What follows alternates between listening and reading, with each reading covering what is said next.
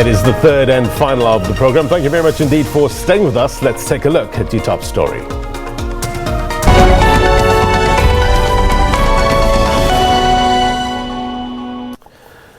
Well, the SADC summit in Dar es Salaam, Tanzania concludes today following a key language announcement and a commitment to industrialization of the region. Our correspondent in Tanzania, Daniel Kijo, has the very latest. He joins us now live. Daniel, very good morning to you. So we're wrapping up this two-day summit, the SADC summit. What has transpired over the past couple of days?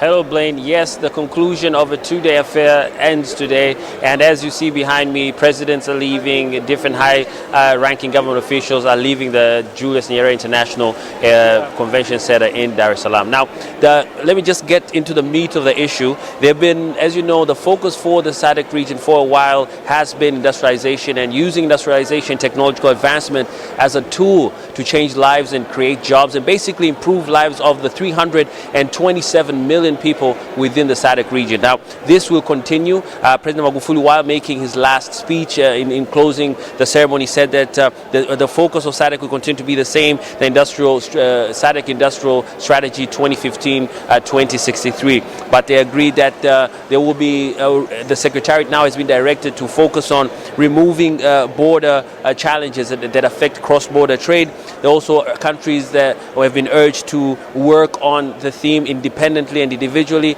before coming to work on it collectively as a region. So countries have been pushed and encouraged to ensure that they create policies that allow industrialization in their country. But also infrastructure has been a challenge to trading for many of these SADC countries because, you know, without roads, without being able to have bridges and all those necessary infrastructural developments, you cannot really industrialize properly or even do intra-regional trade. So that was an area of discussion. Also, they received a report from the outgoing chairperson of the SADC community and the outgoing chairperson of the Organ Troika.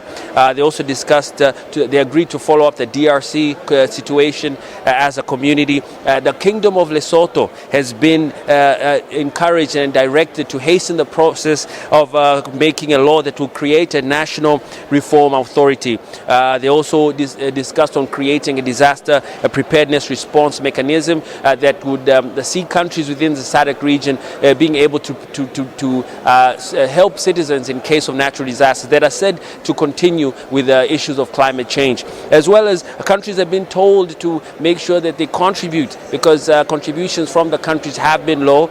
So the countries that have been contributing to the collective SADC fund were congratulated, but still more funds need to be contributed to ensure that some of the plans that the Secretariat has to do can be achieved. Also, the issue of Burundi joining SADC was also discussed, and President Magufuli, on behalf of the community, said that upon close inspection and deliberation within the heads of state yesterday, it was decided that Burundi there are still some challenges with regards to what the country needs to do, and that Burundi needs to do a bit more work before it can be admitted into the SADC community. So inspectors will go back and see if the issues prescribed by the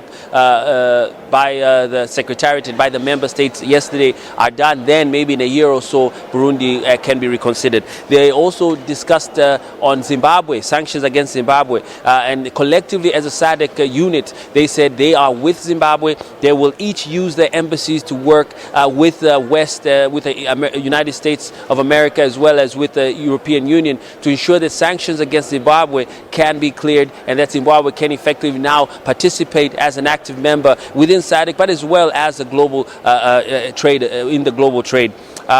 I'm just looking through a bit more here. There's certain protocols that were signed, a series of agreements that were signed in front of all the people in the conference. There also was a $47 million a deal signed between the EU and the SADC community that looks at solving some of these challenges that are touched on.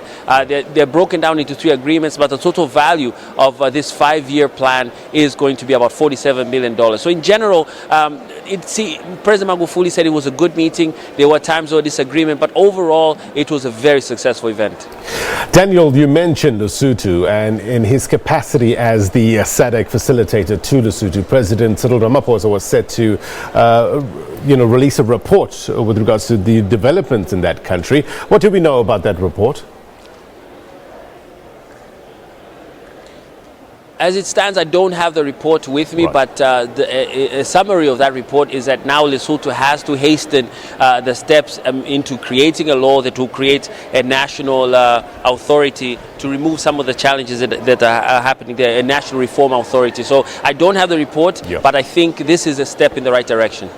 What about the key language announcement, Daniel, the use of Kiswahili? How was that received?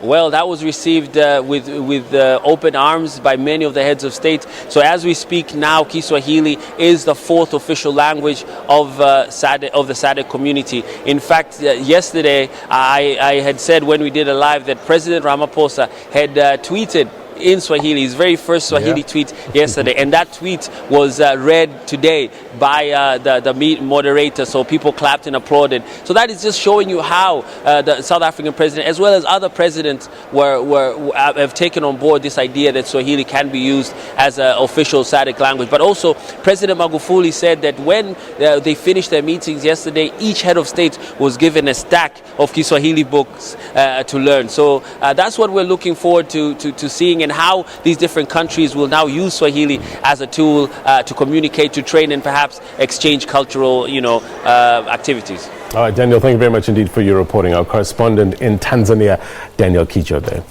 Well, thousands of people are gathering in the Hong Kong Park for another major